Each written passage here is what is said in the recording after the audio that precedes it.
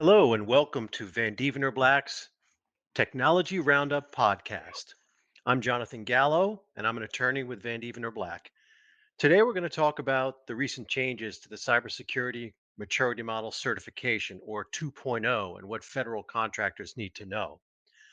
On November 4th, 2021, the Department of Defense issued an advance notice of proposed rulemaking by releasing the latest and highly anticipated iteration of the CMMC program, known as CMMC 2.0.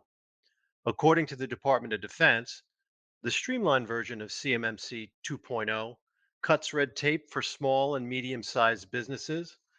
It sets priorities for protecting DoD information and reinforces cooperation between the DoD and industry in addressing evolving cyber threats.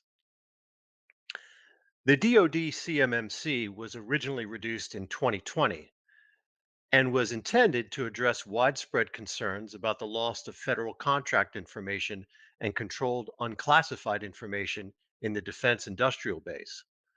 Although never fully implemented, the original version of CMMC built upon DFARS Clause 252.204.712, which required federal contractors to maintain adequate security on all covered contractor information systems and to report all cybersecurity incidents to the government within 72 hours.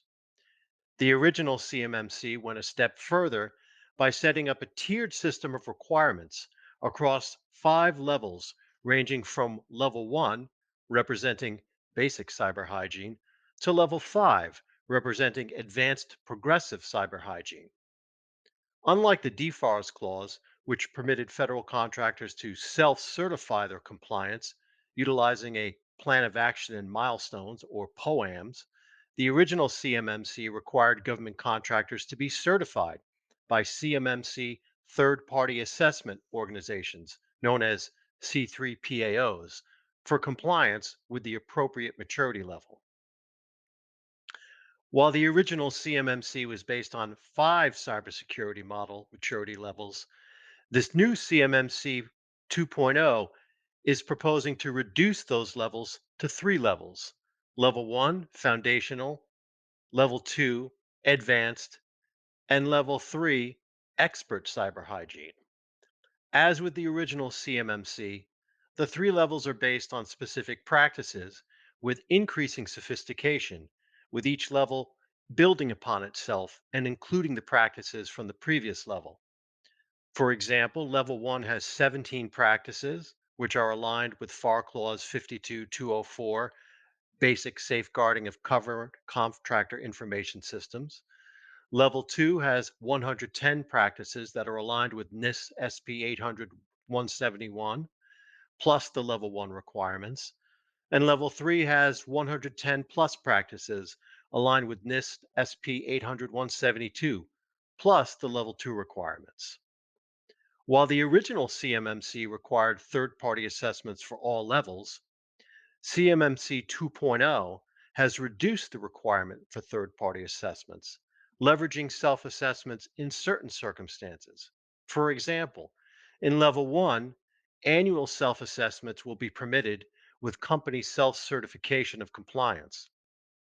At level 2 maturity level, it's two tiered with triennial third party assessments for, quote, critical national security information and annual self assessments, just as in level 1, for other programs.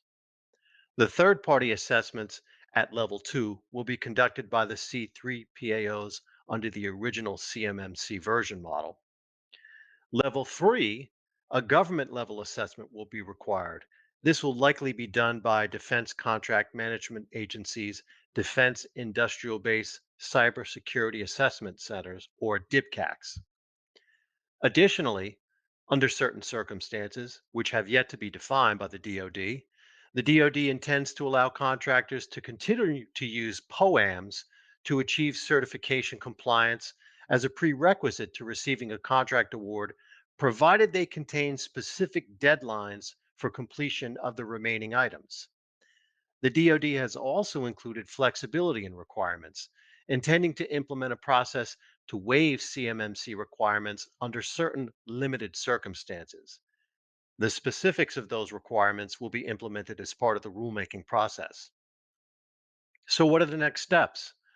Well, CMMC 2.0 will not become effective until the federal rulemaking process is complete, which could take a year or more.